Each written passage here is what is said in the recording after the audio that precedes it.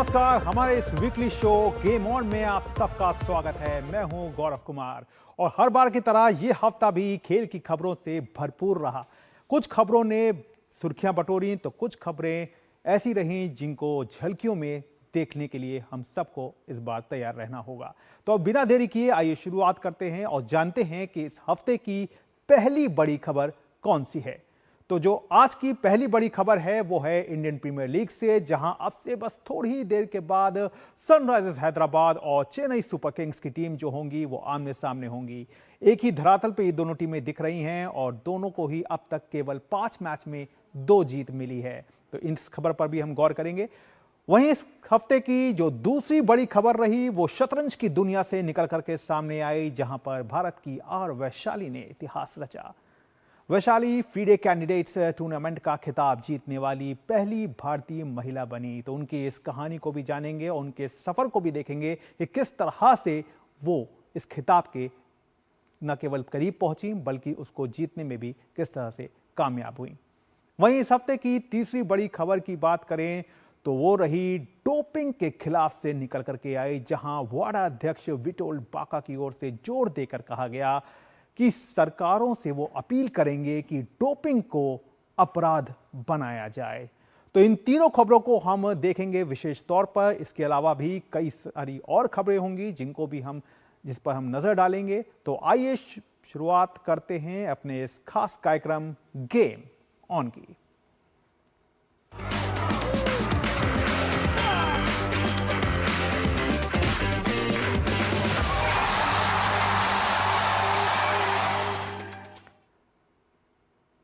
तो game on में कार्यक्रम की शुरुआत करेंगे इंडियन प्रीमियर लीग से जुड़ी हुई खबरों के साथ।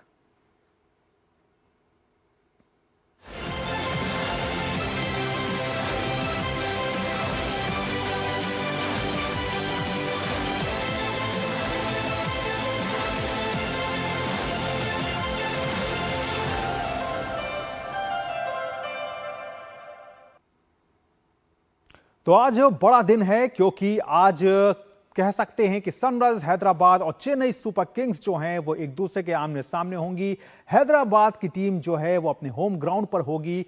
अगर इन दोनों टीमों के बीच मुकाबलों की बात की जाए तो दोनों ही टीमों ने अब तक इस पूरे टूर्नामेंट में अब तक 5 मैच जो खेले हैं उसमें से दोनों को ही 2 जीत मिली है, जबकि 3 मैचों में दोनों को हार का दंश झेलना पड़ा है। लेकिन बेहतर रन रेट के कारण एसआरएच की टीम जो है वो 4थे स्थान पर है, जबकि सीएसके की टीम जो है वो 8वें स्थान पर है। लेकिन अगर हेड टू हेड की बात करें तो यहां पर सीएसके का पलड़ा बहुत भारी नजर आता है। तो कोशिश इस बात की होगी कि क्या सीएसके की टीम जो है वो अपने इस पलड़े को इस बार भी अपने दबदबे को एसआरएच पर बरकरार रख पाएगी। आप देखिए रिपोर्ट।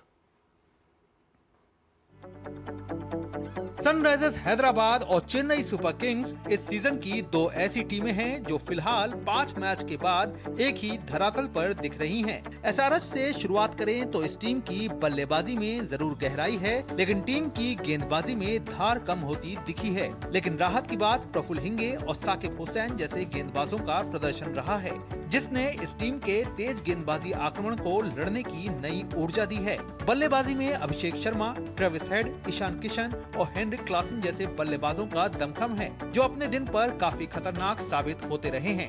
उधर चेन्नई सुपर किंग्स की बात करें तो 5 बार की चैंपियन इस टीम ने पिछले 2 मुकाबले जीतकर अपनी ताकत को दिखाया है, लेकिन टीम के कप्तान फिलहाल अपने फॉर्म से जूझ रहे हैं। अब तक 5 मैच में ऋतुराज गायकवाड़ का हाईएस्ट स्कोर 28 है। हालांकि संजू सैमसन का भरोसा टीम की उम्मीदों को बुलंदी दे रहा है। खासकर दिल्ली कैपिटल्स के खिलाफ इस बल्लेबाज ने नाबाद शतक जड़ा, वो सराहनीय है।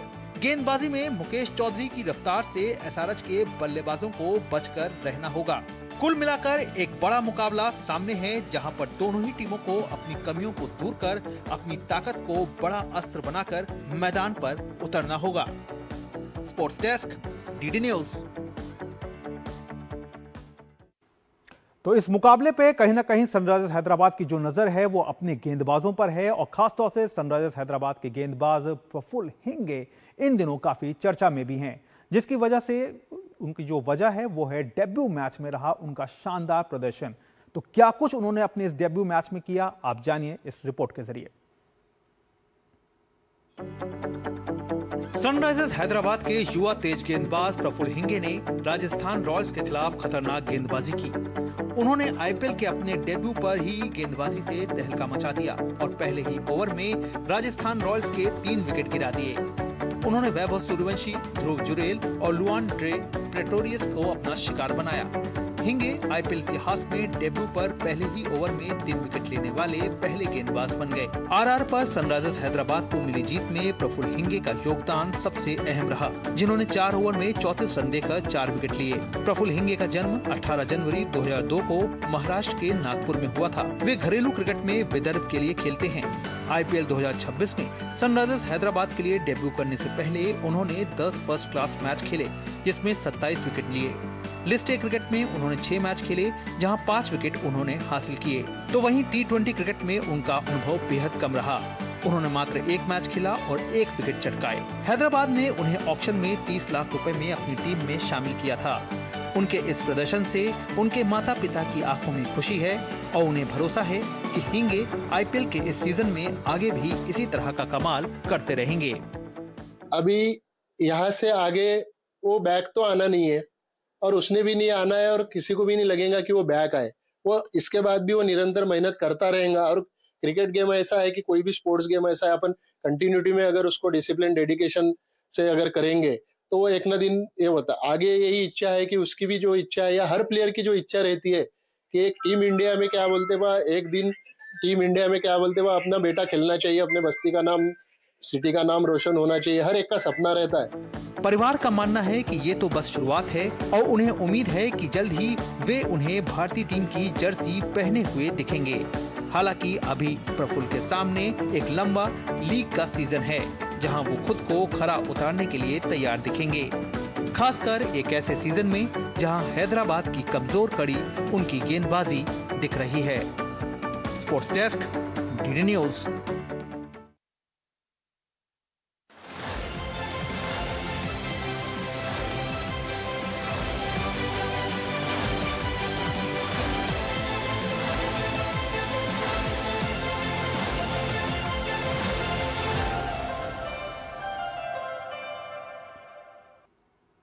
तो ये तो खबरें थी आईपीएल से जुड़ी हुई, लेकिन अब क्रिकेट के बाद अब रुख कर लेते हैं शतरंज का।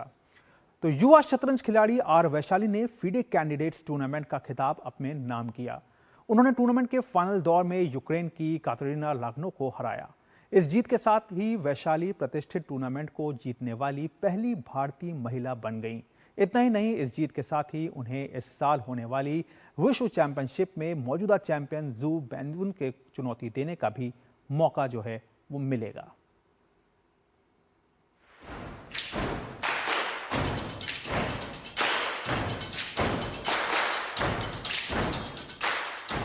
शतरंज की दुनिया में एक बार फिर भारत का डंका बजा है।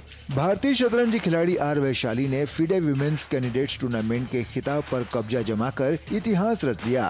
प्रतियोगिता के फाइनल राउंड में 24 वर्षीय वैशाली ने यूक्रेन की कातेरीना लागनो को सफेद मोहरों से हराकर 14 में से 8.5 अंक के साथ जीत हासिल की। वैशाली टूर्नामेंट के निर्णायक मुकाबले में अपनी बेहतरीन रणनीति के साथ शुरुआती चालों में ही बढ़त बनाने में सफल रहीं, जिसे उन्होंने पूरे मैच के दौरान बरकरार रखा। मिडिल गेम में सटीक चालें चलते हुए उन्होंने अपने प्यादे की बढ़त को जीत में बदल दिया। हालांकि खिताब जीतने के लिए उन्हें अन्य मुकाबलों के परिणाम पर भी निर्भर रहना पड़ा। भारत की ही खिलाड़ी दिव्या देशमुख ने कजाकिस्तान की बीबी सारा असोबायेवा के खिलाफ ड्रॉ खेला, जिससे वैशाली की जीत पक्की हो गई। इस पूरे टूर्नामेंट के दौरान वैशाली ने शांत और प्रभावी खेल का प्रदर्शन करते हुए अपने प्रतिद्वंदियों पर विजय हासिल की। इस जीत के साथ ही वे इस प्रतिष्ठित टूर्नामेंट को जीतने वाली पहली भारतीय महिला बन गईं। इतना ही नहीं, इस जीत के साथ ही वैशाली को इस साल होने वाली विश्व चैंपियनशिप में मौजूदा चैंपियन जू बेंजुन को चुनौती देने का मौका भी मिलेगा। Sports desk, DD news. तो वैशाली की ये अपने आप में जो कामयाबी है वो काफ़ी कुछ बयां करती है और शतरंज में देश के बढ़ते कद को भी एक बार फिर से सामने रख गई है। और अब बात कर लेते हैं कॉमनवेल्थ गेम्स की। क्रिकेट और हॉकी का रोमांच 2030 राष्ट्रमंडल खेलों में देखने को मिल सकता है। इसके अलावा देश के पारंपरिक खेलों को भी इसमें जगह मिलने की उम्मीद की जा रही है। 2030 का राष्ट्रमंडल खेल कई मायनों में 2026 ग्लासगो कॉमनवेल्थ खेल से अलग होगा, जिसमें सबसे प्रमुख अंतर खेलों की संख्या में बढ़ोतरी है। देश 2010 के बाद 2030 में दूसरी बार राष्ट्रमंडल खेलों की मेजबानी करेगा। ऐसे में देश में इन खेलों की तैयारी का एक अलग स्वरूप आने वाले समय में नजर आएगा। लेकिन इसके साथ ही इन खेलों में कौन कौन से खेल शामिल होंगे, इसको लेकर के केंद्रीय खेल मंत्री मनसुख मांडविया ने रुख साफ कर दिया है। 2030 में होने वाले राष्ट्रमंडल खेलों में हॉकी और क्रिकेट जैसे भारतीय पारंपरिक खेल भी शामिल किए जाएंगे। वहीं कबड्डी, योगासन, खो खो और मलखम्ब जैसे पारंपरिक भारतीय खेलों में से भी 2 को जगह दी जाएगी। गौरतलब है कि ग्लासगो में इस साल होने वाले राष्ट्रमंडल खेलों में बजट में कटौती के लिए क्रिकेट और हॉकी को शामिल नहीं किया गया। ग्लासगो खेलों में सिर्फ 10 खेल शामिल किए गए हैं, जिनमें निशानेबाजी, कुश्ती और बैडमिंटन भी नहीं है। बड़ी बात यह है कि राष्ट्रमंडल खेल अध्यक्ष डोनाल्ड रुकारे देश में खेल के विकास को लेकर चलाए जा रहे विभिन्न कार्यक्रमों से भी काफी प्रभावित दिखे हैं। वहीं दूसरी तरफ देश में रफ्तार के चाहने वालों के लिए भी अच्छी खबर सामने है। केंद्रीय खेल मंत्री मनसुख मांडविया ने कहा है कि उन्हें यकीन है कि 2027 में देश में फॉर्मूला 1 रेस की वापसी होगी और इसके लिए कर संबंधी बाधाओं को दूर किया जाएगा, जिसकी वजह से 2013 के बाद से भारत में रेस नहीं हो पाई है। खेल मंत्री ने कहा है कि ग्रेटर नोएडा में बुद्ध इंटरनेशनल सर्किट में इस रेस के आयोजन के लिए कम से कम 3 कंपनियों ने दिलचस्पी दिखाई है। गौरतलब है कि देश ने इससे पहले फॉर्मूला 1 रेस इंडियन ग्रां प्री आयोजित की थी, लेकिन कर संबंधी समस्याओं के कारण 2013 में तीसरे संस्करण के बाद इसे फॉर्मूला 1 रेस के कैलेंडर से हटा दिया गया था। Sports desk, DD news. तो खेलों में डोपिंग के खिलाफ अभियान को देश अब केवल खिलाड़ियों की जांच तक ही सीमित नहीं रखेगा, बल्कि डोपिंग के पूरे नेटवर्क पर प्रहार होगा। कोशिश स्वच्छ खेलों की मजबूत संस्कृति को विकसित करने की है, जिसमें प्रतिस्पर्धा की सच्ची भावना सुरक्षित रहे।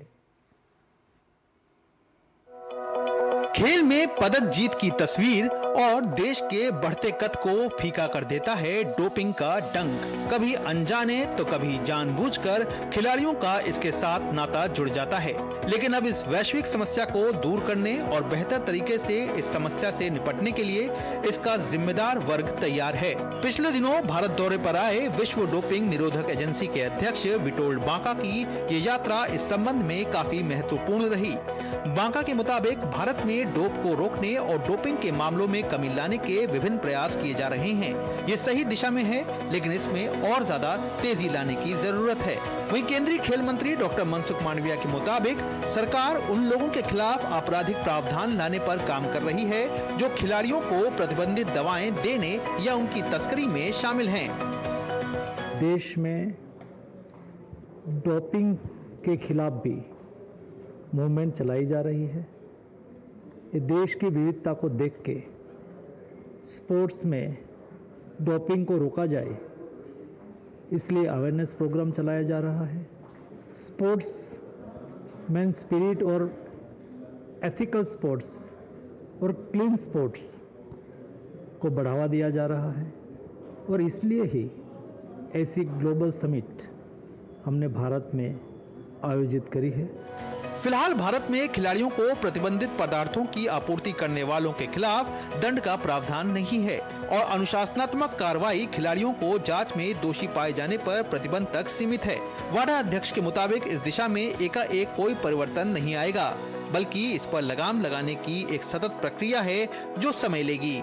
So this is not about the numbers, the figures, how many going to be next year.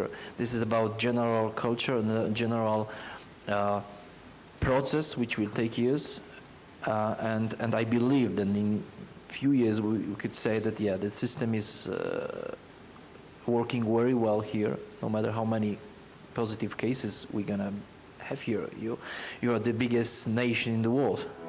Bharat के लिए सबसे चिंताजनक स्थिति ये है कि लगातार 3 वर्षों से वैश्विक डोपिंग उल्लंघन सूची में देश शीर्ष पर बना हुआ है। दिसंबर 2025 में प्रकाशित विश्व डोपिंग रोधी एजेंसी की रिपोर्ट के अनुसार साल 2024 में राष्ट्रीय डोपिंग रोधी एजेंसी द्वारा एकत्र किए गए 7,113 नमूनों में से 260 सकारात्मक पाए गए। ऐसे में अब प्राथमिकता देश के कानूनी ढांचे और खेल प्रणाली को इतना मजबूत बनाने की है कि वो वैश्विक मानकों पर खरी उतर सके और भविष्य के बड़े आयोजनों के लिए एक स्वच्छ खेल वातावरण तैयार कर सके। Gaurav Kumar, DD news, Delhi. तो फिलहाल यहाँ पे वक्त हो गया एक छोटे से ब्रेक का। आप देखते रहिए डीडी न्यूज।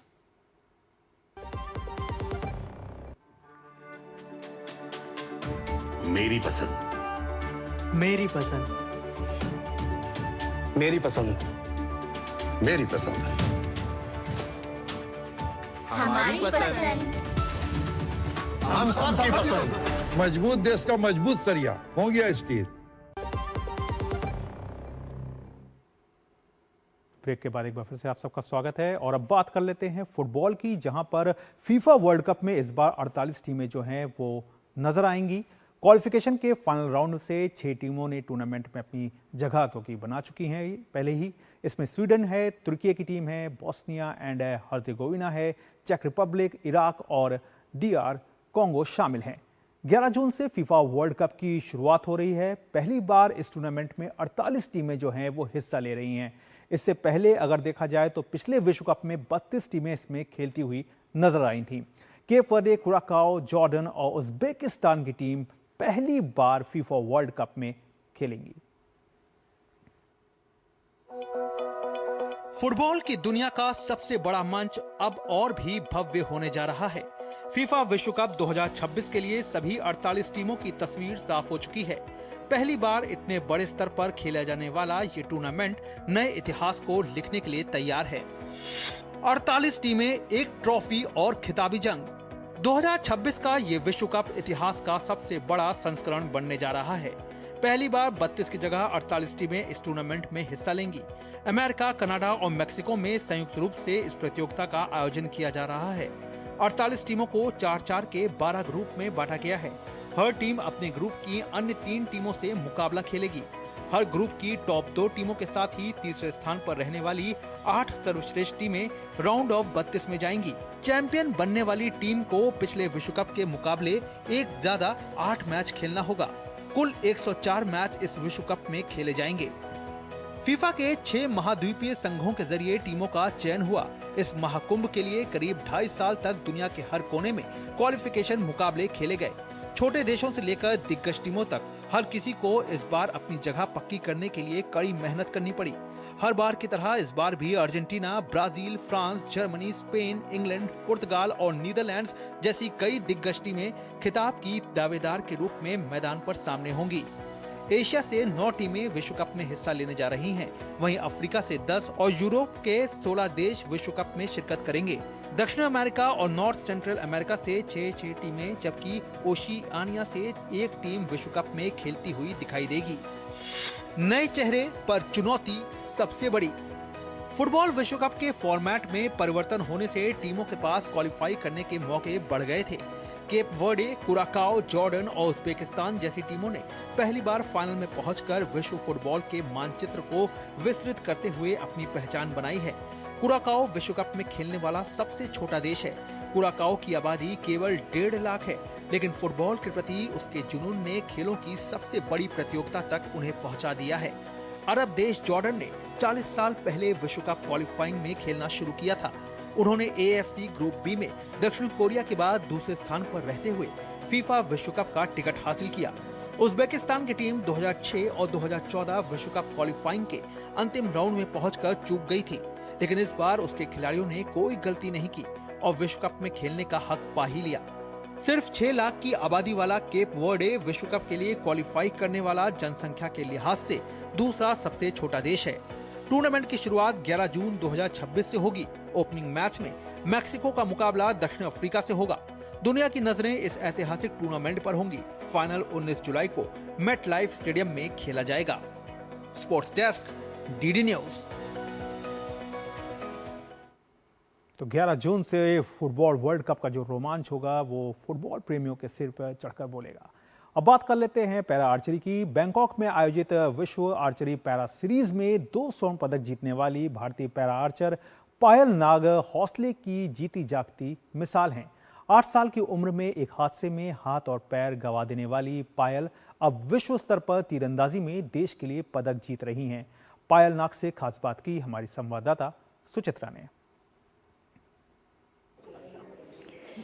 इस वक्त हमारे साथ हैं भारत की मशहूर पैरा आर्चर पायल नाग। शीतल जब सुर्खियों में आई थी, जब उनको हमने तीरंदाजी करते हुए देखा था तो सबको मतलब लग रहा था कि कितना एक मुश्किल उनका ये एक सफ़र है। उसके बाद अब आपका सफ़र जो है दुनिया के सामने आ रहा है। अगर आपकी इस जर्नी की हम बात करें, कैसे शुरू हुई, कैसे आप आर्चरी से जुड़ी? मुसीबत तो बहुत आए थे पहले, फिर मैं 2023 में आर्चरी स्टार्ट की। 2023 में आर्चरी स्टार्ट की, फिर मुझे मतलब कि ट्रेनिंग देने में, मेरे डिवाइस बनाने में बहुत टाइम लग गए थे। फिर मेरे गुरुजी जो हैं श्री कुलदीप कुमार वेदवान सर और विलासा मैम, दोनों ही मेरे डिवाइस बनाई। फिर जाके मैं नेशनल खेली 2024 में। वहाँ पे मेरे 2 गोल्ड थे। वहाँ पे भी फाइनल में शीतल दीदी के साथ खेली थी, वहाँ मेरे 2 गोल्ड थे। फिर खेलो इंडिया आया, खेलो इंडिया में मेरे सिल्वर मेडल थे। फिर एक और नेशनल आया तो उसमें मेरे सिल्वर और ब्राउंज मेडल थे। अगर थाईलैंड वाले इवेंट की भी हम बात करें, फाइनल में आपको लग रहा था कि आप शीतल को हरा देंगी, और कैसा लगा था शीतल को हराने के बाद? दोनों ही आप मुस्कुरा रहे थे तो हमें बहुत अच्छा लगा कि मेडल दोनों भारत को ही मिले। आपकी दोनों की आपस में कैसी दोस्ती है, कैसी एक दूसरे से बातचीत रहती है? दोस्ती की जगह दोस्ती और प्लेयर की जगह प्लेयर, क्योंकि हमें वहाँ दोस्त, जब कंपटीशन ग्राउंड में उतरते हैं तो हम दोस्त मतलब कि दोस्त की तरह नहीं देखते, एक प्लेयर की तरह देखते हैं, कॉम्पिटिटर की तरह देखते हैं, क्योंकि हमें मेडल देना होता है भारत को। तो फिर मैं जब कंपटीशन ग्राउंड में उतरी तो मेरे मन में यही चल रहा था, पायल सामने कौन है ये मत देख, तो अपना बस बेस्ट दे करके मेरे मन में यही सोच रही थी, तो मैं अपना बेस्ट दी। कैसे आपने सोचा तीरंदाजी में आने के बारे में? मुझे तो आर्चरी के बारे में कुछ भी नहीं पता था। मेरे जो कोचिस हैं उन्होंने मुझे 2023 में, मैं पहले ड्राइंग करती थी तो वहाँ मुझे किसी ने ट्विटर में ट्वीट किए थे, तो उन्होंने, मेरे गुरुजी जो हैं उन्होंने मुझे देखे थे ट्विटर में, तो मुझे ये बच्ची को आर्चरी कराना है करके मतलब कि उधर फ़ोन किए उड़ीसा में, और वहाँ से मुझे 2023 में लिख के आए। आपका अगला लक्ष्य क्या है? क्या आप आर्चरी के खेल में हासिल करना चाहती हैं? क्या आप जीतना चाहती हैं? अभी तो एशियन गेम की तैयारी चल रही है। एशियन गेम में हमारी इंडिया टीम ज़रूर मेडल देंगे इंडिया को, और मेरा यही ड्रीम है कि मैं ओलंपिक में अपने देश को गोल्ड मेडल दूं। जो प्रधानमंत्री मोदी ने दिया है दिव्यांग करके, बहुत सारे दिव्यांग बच्चे अब खेलों की तरफ आगे बढ़ रहे हैं। जो बच्चे खेलों से जुड़ना चाहते हैं, कोई ना कोई खेल सीखना चाहते हैं, उन्हें आप क्या संदेश देना चाहेंगी अपनी जर्नी को देखते हुए? मैं बस यही बोलना चाहती हूँ कि अपना हिम्मत रखिए, अपना हिम्मत कभी ना हारिए, हिम्मत करते रहिए, एक ना एक दिन ज़रूर सफल होंगे। पायल नाग का यही कहना है कि हिम्मत रखिए, हिम्मत मत हारिए। अगर हिम्मत रहेगी तो आप कुछ भी हासिल कर सकते हैं। कैमरा पर्सन राकेश कुमार के साथ सुचित्रा, DT न्यूज़, दिल्ली। तो वाकई पायल जो है वो हिम्मत हौसले की एक बड़ी तस्वीर के तौर पर सामने है। अब बात कर लेते हैं बास्केटबॉल की, जहां पर देश के बास्केटबॉल खिलाड़ियों को अंतर्राष्ट्रीय स्तर का प्रशिक्षण और खेल की बारीकियां सिखाने के उद्देश्य से नोएडा इंडोर स्टेडियम में 4 दिवसीय बास्केटबॉल कैंप का आयोजन किया जाएगा। प्रशिक्षण कैंप में युवा खिलाड़ी, इंग्लैंड की राष्ट्रीय टीम के हेड कोच क्लाइव कास्टिलो और यूरोपियन टीम में भारत के पहले बास्केटबॉल खिलाड़ी उल्लास के नेतृत्व में बास्केटबॉल खेल से जुड़ी बारीकियां सीखेंगे। बास्केटबॉल खिलाड़ी और कोच उल्लास ने कहा है कि इस कैंप के दौरान खिलाड़ियों को मिलने वाला प्रशिक्षण खिलाड़ियों को अंतर्राष्ट्रीय स्तर का अनुभव प्रदान करेगा। इनसे खास बात की हमारे संवाददाता सुशील कुमार ने। तो आप देखिए ये बातचीत और हमें दीजिए इजाजत। नमस्कार। यूरोप में बास्केटबॉल के क्षेत्र में अपनी एक अलग पहचान बनाने वाले उल्लास मेरे साथ हैं, जो कि भारत में बास्केटबॉल के खेल को अगले स्तर तक, नेक्स्ट लेवल तक ले जाने का प्रयास करें। उल्लास, बहुत बहुत स्वागत है। क्या पहल है जो ये कैंप आप लगा रहे हैं? आपके साथ इंग्लैंड बास्केटबॉल टीम के हेड कोच हैं, हमारे साथ एक इंटरनेशनल कोच आए हैं। इंडिया की हिस्ट्री में अगर आप देखें तो ऐसे कोचेस की एक्सेसिबिलिटी इजीली होती नहीं है, एंड अगर एक स्पोर्ट को ग्रो करना है तो इस लेवल के कोचेस हमारे प्लेयरों को ईजिली अगर एक्सेसिबल मिल जाते हैं तो प्लेयर बनने में टाइम नहीं लगता।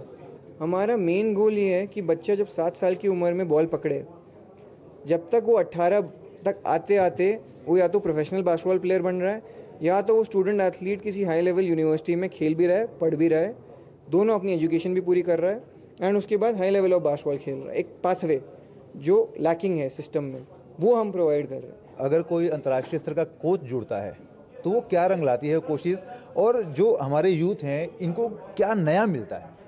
जैसे मैं यूरोप में खेल रहा हूँ लास्ट 3 ईयर्स और मैं पहला इंडियन हूँ जो यूरोप में खेल रहा है, उस लेवल ऑफ बास्केटबॉल में और हम जो यहाँ सीखते हैं उसका अंतर मेरे को समझ आया। और तब मेरे को समझ आया कि अगर वो लेवल ऑफ कोच यहाँ आके अगर ट्रेनिंग कराता है तो कितना इम्पैक्ट होता है उस स्पोर्ट के लिए। एंड आज वो सपना सच हो गया है कि एक कोच क्लाइव जो मेरे भी कोच रहे हैं, वो इंग्लैंड नेशनल टीम के कोच, यूरो लीग के कोच, इतने हाई लेवल के कोच आकर बच्चों को, हमारे इंडियन प्लेयर्स को सिखा रहे हैं। अभी हाल फिलहाल में व्हील चेयर बास्केटबॉल का कॉमनवेल्थ गेम भी होने वाला है, उसको लेकर क्या कुछ तैयारी होने वाली है? तो मैं एक स्पेशल अनाउंसमेंट करना चाहता हूँ। मैं व्हील चेयर बास्केटबॉल का वाइस प्रेसिडेंट एंड जो स्पेशल अनाउंसमेंट है वो ये है, और मैं विद अटमोस्ट प्राउड ये बोलता हूँ कि हमारी 3-on-3 की women's team wheel chair basketball की फर्स्ट टाइम हिस्ट्री में कॉमनवेल्थ गेम्स में 2026 जो जुलाई में होने वाला है उसके लिए क्वालिफाई कर गई है। ये अपने आप में एक हिस्ट्री क्रिएट करी है क्योंकि आज तक ऐसा हुआ नहीं कि हमारी व्हील चेयर की टीम खेले। एंड जैसे मैंने कहा कि सिस्टम, क्योंकि वो सिस्टम अच्छे सिस्टम में खेल रहे हैं तो उन्हें प्लेटफॉर्म मिल रहा है, ऐसे ही हर एक बास्केटबॉल या व्हील चेयर बास्केटबॉल प्लेयर को हम एक वो सिस्टम देना चाहते हैं जहां वो कदम रखे और वो प्लेयर बने। हमारे प्रधानमंत्री हैं वो खिलाड़ियों का हाथ थाम रहे हैं, खिलाड़ियों की पीठ थपथपा रहे हैं। ऐसे में आने वाले समय में आप पैरा स्पोर्ट्स को और व्हील चेयर बास्केटबॉल को कहाँ देखते हैं?